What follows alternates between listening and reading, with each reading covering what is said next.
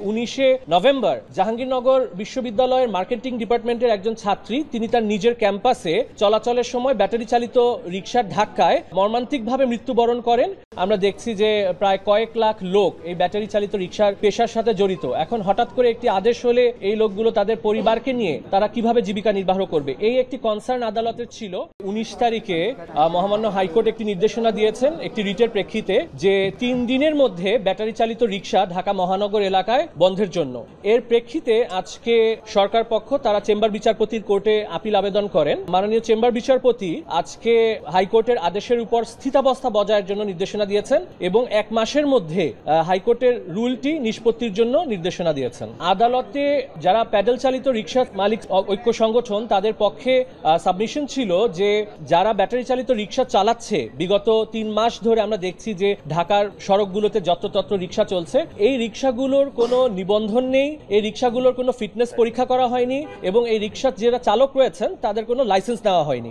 এই প্রেক্ষাপটে আমরা আদালতকে বলেছি যে যেহেতু তাদের কোনো লাইসেন্স বা ফিটনেস নেই তারা সড়কে চললে এটি সম্পূর্ণ অবৈধ এবং বেআইনি হবে। এবং তার সাথে আমরা আদালতকে বলেছি যে আপনারা অবগত আছেন যে 19 নভেম্বর জাহাঙ্গীরনগর বিশ্ববিদ্যালয়ের মার্কেটিং ডিপার্টমেন্টের একজন ছাত্রী তিনি তার নিজের ক্যাম্পাসে চলাচলের সময় ব্যাটারি চালিত রিকশার ধাক্কায় মর্মান্তিকভাবে মৃত্যুবরণ করেন এবং এই রিকশাগুলো চলাচলের কারণে আজকে আপনারা দেখবেন যে বিভিন্ন সড়কে দুর্ঘটনা ঘটছে, জনগণের যে নিরাপদ সড়কের আকাঙ্ক্ষা এটি ব্যাহত হচ্ছে। কারণ আজকে যে আমরা নিরাপদ সড়ক চাই, এই নিরাপদ সড়কের দাবিতে আপনারা দেখেছেন ঢাকাতে পুরো বাংলাদেশে অনেক আন্দোলন হয়েছে এবং এই আন্দোলনগুলোর আজকে ফলশ্রুতিতেই আমাদের আবেদন ছিল যে ঢাকা শহরে অবৈধ যান্ত্রিক বাহন যাতে চলাচল করতে না পারে এই মর্মে হাইকোর্টের আদেশটা যাতে বহাল রাখা হয়। মাননীয় চেম্বার বিচারপতি উনি আদেশটি স্থগিত করেননি, উনি স্থিতাবস্থা বজায় রেখেছেন, যেটির মানে হচ্ছে যারা এখন বিদ্যমান ঢাকায় ব্যাটারি চালিত রিকশা চালাচ্ছেন বা চলছে এই রিকশাগুলো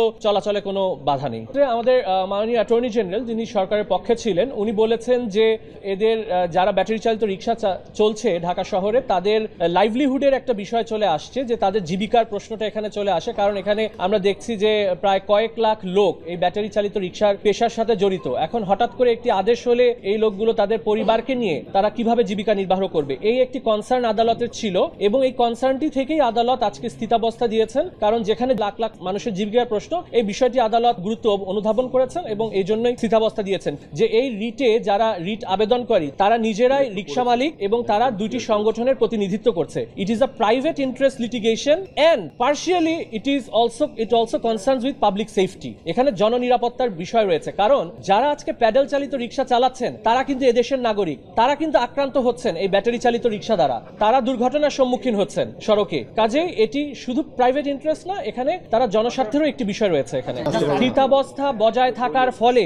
আজকে পর্যন্ত যেসব ব্যাটারি চালিত রিকশা ঢাকা মহানগরীতে চলছে এই রিকশাগুলো চলতে আইনগত কোনো বিধিনিষেধ নেই। কিন্তু আপিল বিভাগের চেম্বার বিচারপতি বলেছেন আমাদের রুলটি 1 মাসের মধ্যে নিষ্পত্তি করে দেওয়ার জন্য।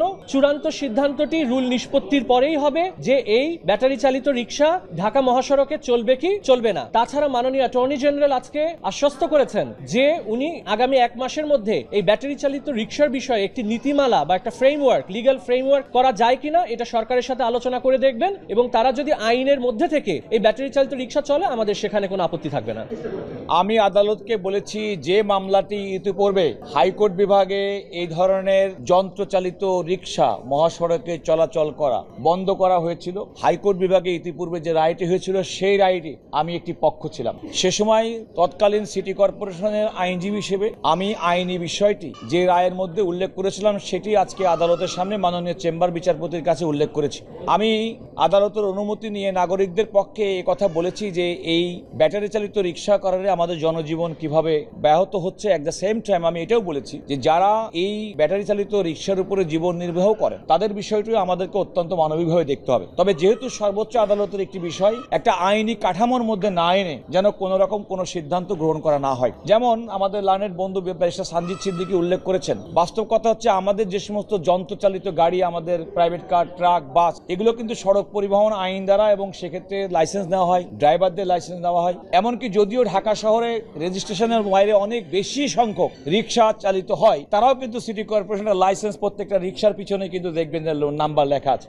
অর্থাৎ একটা আইনি কাঠামোর মধ্যে এই সমস্ত যন্ত্রগুলো পরিবহনগুলো চলাচল করে। আমার মূল বক্তব্য ছিল যে একটা আইনি কাঠামোর মধ্যে এগুলোকে আনা উচিত এবং তারপরে এগুলো চালানো উচিত, না হলে কোনো ধরনের দায়বদ্ধতা কারো থাকবে না। আমরা এই মহানগরীতে বসবাস করি, আমরা এই দেশের নাগরিক, আমাদের দরিদ্র জনগোষ্ঠী যারা জীবন জীবিকা তাদের প্রতি আমাদের সহানুভূতি আছে। আবার এটাও চিন্তা করতে হবে যে আমরা কিন্তু একটা আইন দ্বারা পরিচালিত সমাজে বসবাস করি, যে সমাজে সবকিছু নিয়ন্ত্রিত হয় আইন দ্বারা। আপনি এখন লক্ষ্য করে দেখুন যারা রিক্সা চালায়, কষ্ট করে চালায়, তারা কিন্তু একটা আইনি কাঠামোর মধ্যে রিক্সাটা পরিচালনা করছেন, অন্যান্যরা করছেন।